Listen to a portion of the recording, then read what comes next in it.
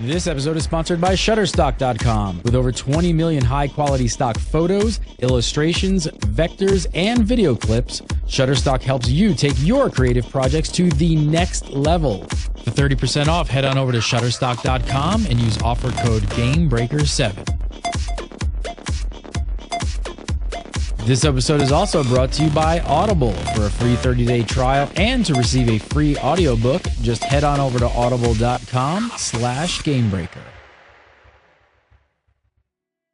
Hey guys, what is up? Troy here with Gamebreaker TV, and today we're going to take a look at some of the new content coming to Guild Wars 2 in the next update, and this is entitled The Bazaar of the Four Winds. This new update content is located in a new map called the Labyrinth Cliffs, and you can get there by speaking with an NPC that's down by the docks in Lion's Arch. Just talk to him and he'll teleport you to the new map zone. As has become pretty typical with these Guild Wars 2 updates, there's quite a bit of new content here, so we're not going to be able to show you everything in this video, but know there is a lot to see here. There's an airship. Traders have descended upon the area to trade goods, so if you've got stacks of old crafting materials that you haven't been using, now's your chance to turn them in to some of the vendors and NPCs in this area and maybe get some things that you need in return. There are also sky crystals hidden throughout this map, so you're going to want to explore the map, use some of the abilities you can pick up by running through other crystals that will give you the ability for an epic speed boost, an epic high jump, to explore the area, get to some hard to reach places, and collect these sky crystals, and there's an achievement if you find all the ones on the map. Now this map and all the new content is only temporary, so you're going to want to make sure you get in, explore everything, and take in everything that the Bazaar of the Four Winds has to offer. There's also an achievement called Lessons from the Sky that gives you a Zephyr Sanctum model that allow you to view the sky ship from any time you want to, even after all the content's gone, so you can pick that up by completing the achievement here. Here you can see another one of the activities. We're watching a bit of a magic show from a fire-breathing quaggan, and there's an achievement for watching this entire show. I'm not going to show you the whole thing here. That way when you can get in, you can watch it and see what happens for yourself. Now, a really awesome feature that's coming to Guild Wars 2 is the new achievement system. It's going to give you rewards based upon the achievements you have completed and the amount of achievement points that you have earned. As you can see, the achievement window has been revamped. It's a lot easier to navigate and a lot simpler to go through and see what achievements you have earned, which ones you don't have, and you can even track from this window the achievements that you want to track and complete.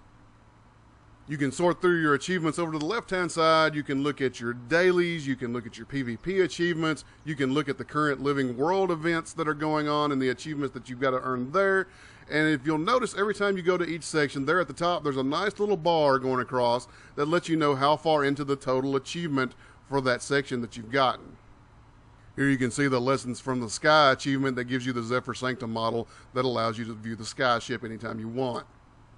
So sometimes individual achievements will have a reward unto themselves, and sometimes they're just going to award you achievement points. When they give you achievement points, that's going to go towards your total. And here at the top, you can see there's different chests at different point totals, and they're going to have different rewards on them depending on what tier that you've gotten into.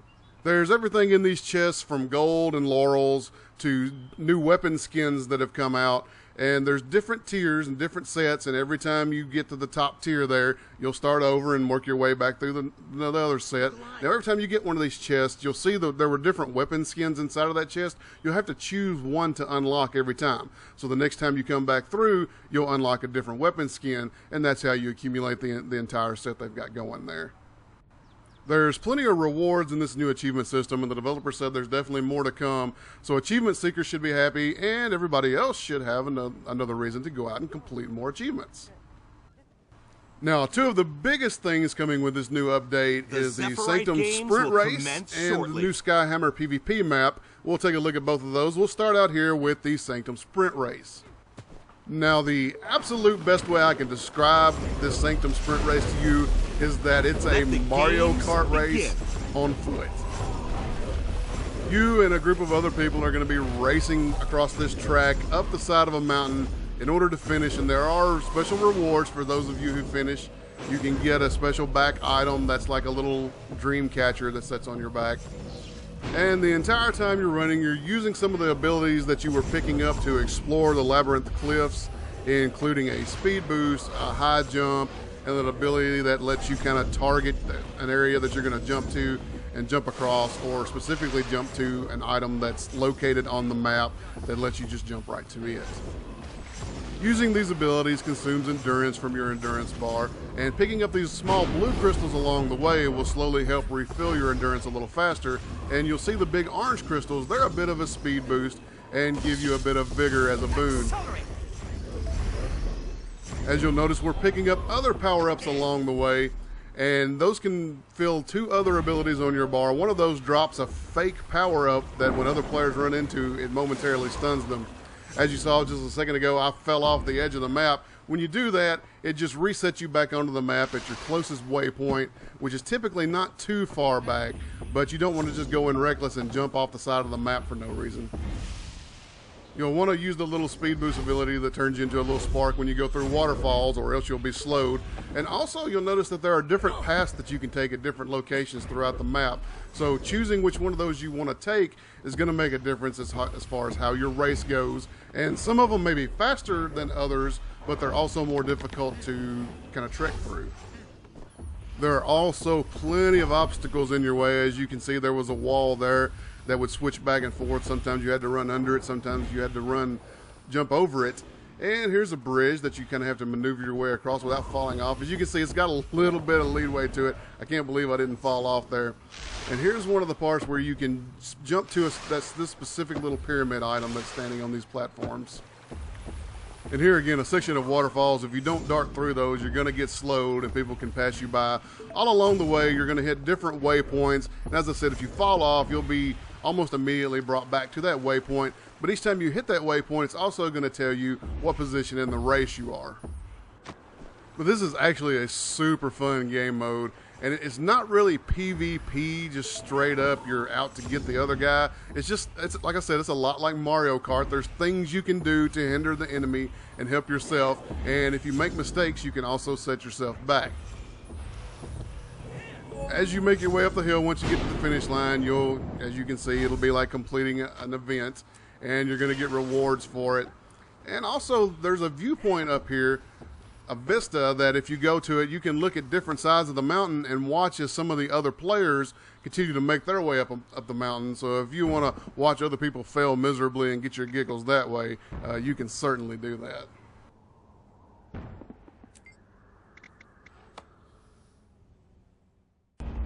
And finally, the last thing we're going to take a look at here is the Skyhammer PvP map, which is coming with this new update. Now, this is a pretty fun PvP map. It's a domination style map. You and the other team are competing to control points A, B, and C on the map. Of course, as you control these points, you're collecting points towards the total for your victory. The team who reaches the victory total first is the one who wins. Now, there are lots of different levels on this map, lots of different nooks and crannies to kind of duck and hide into, and places to ambush your targets and sneak up on people. So it really is a lot of fun. It's a pretty interesting map.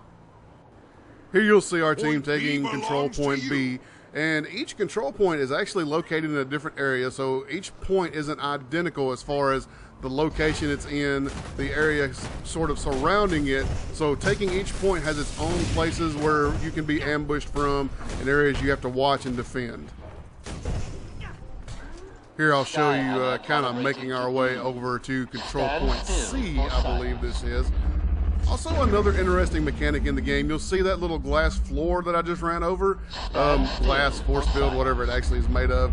As you run across it, after a couple of seconds after you activate it, as you saw it shattered and a nice big opening appeared. So if somebody's chasing you and not paying attention, you can run over these glass floors, and after you run across them, they'll shatter in a couple of seconds and the enemy has a chance to fall through them. Also keep that in mind if you're fighting in an area where there's plenty of those and you're kind of dodge rolling around, you're going to want to be careful not to dodge roll into one of those.